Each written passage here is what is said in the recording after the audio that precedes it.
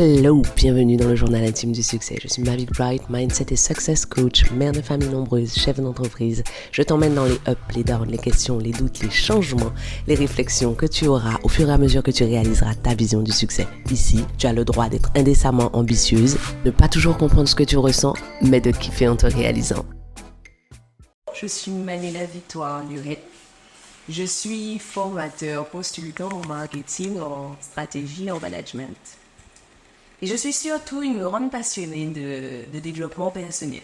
Alors, on prend développement personnel avec des pincettes parce qu'on a tendance à y associer tout ce qui est ésotérique, tout ce qui est un petit peu occulte et qu'on arrive à placer nulle part dans les librairies. Mais je parle véritablement du développement du potentiel de chaque personne. Mon boulot de formateur m'a amené à rencontrer des personnes complètement différentes. Et j'ai découvert qu'en formation, ce qu'on vient chercher, en plus du savoir, en plus des connaissances théoriques, en plus des compétences, c'est la confiance en soi.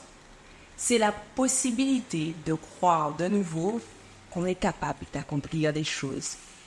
Et il est extraordinaire de voir à quel point peu de personnes sont convaincues de ce qu'elles peuvent accomplir quelque chose.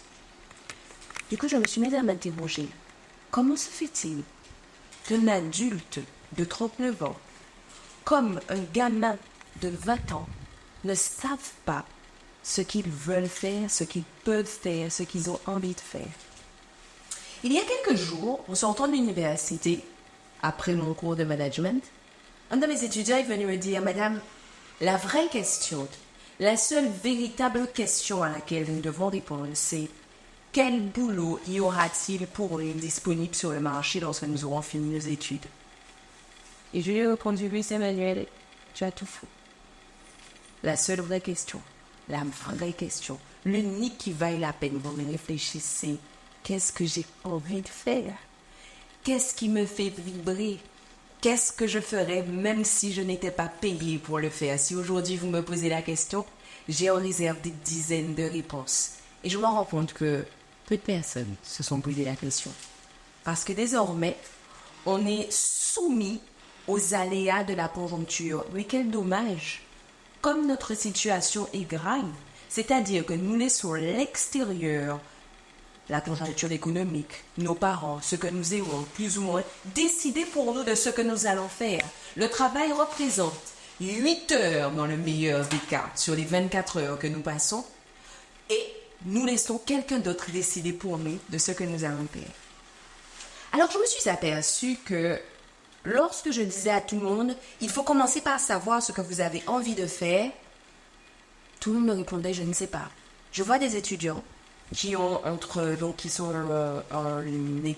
le cursus universitaire, qui ont entre 20 et 25 ans, qui étudient une discipline précise, et qui, lorsque je leur dis, bon, qu'est-ce que vous avez envie de faire, me répondent, je ne sais pas. Je vois en formation initiale des adultes, qui ont parfois la cinquantaine et qui, quand je leur dis qu'est-ce que vous avez envie de faire, ne savent pas. Je vois des gens qui ont 38 ans qui me disent je ne sais pas encore ce que je vais faire de ma vie. Si à 38 ans vous ne savez pas ce que vous allez faire de votre vie, c'est le moment de savoir. Et pourquoi est-ce que personne ne sait, ou en tout cas peu de personnes? Parce que la première étape, l'étape préliminaire à la détermination de ce qu'on aime faire, à la détermination de ce que l'on a envie de faire, c'est le rêve. Et la capacité à rêver a été inhibée.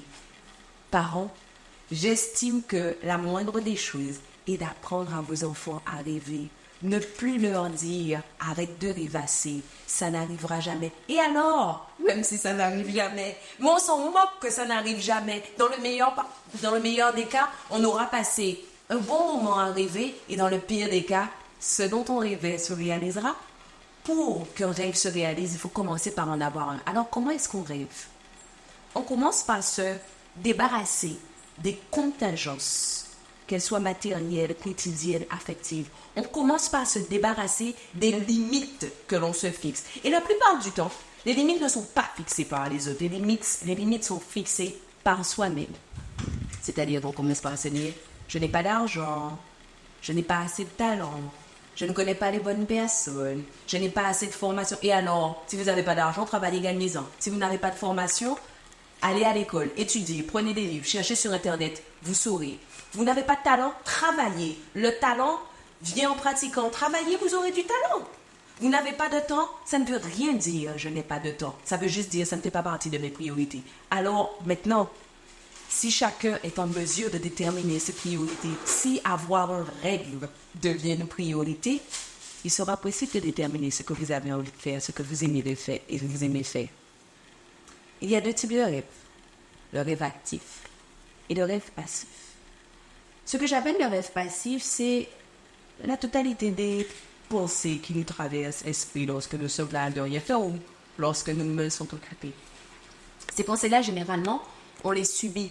On les regarde passer sur l'écran de notre cerveau.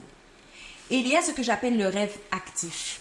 Vous décidez de penser à quelque chose qui vous est agréable, à quelque chose que vous souhaitez atteindre, à quelque chose que vous souhaitez posséder.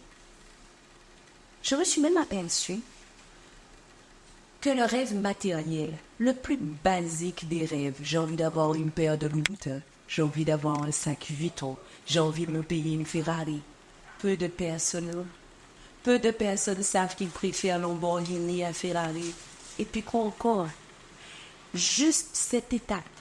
Se demander ce qu'on a envie de posséder et après être en mesure de savoir quels moyens il faudra mettre en œuvre pour l'atteindre. Le rêve, ça permet tout ça. Je pense que tout adulte doit aménager dans sa journée un espace de cerveau disponible pour rêver. Parce que les grandes choses, aller sur la lune, devenir millionnaire, avoir un enfant, se marier, épouser le prince charmant, commence par un rêve. Commencez par rêver du prince charmant, vous vous transformez en princesse et vous l'épouserez.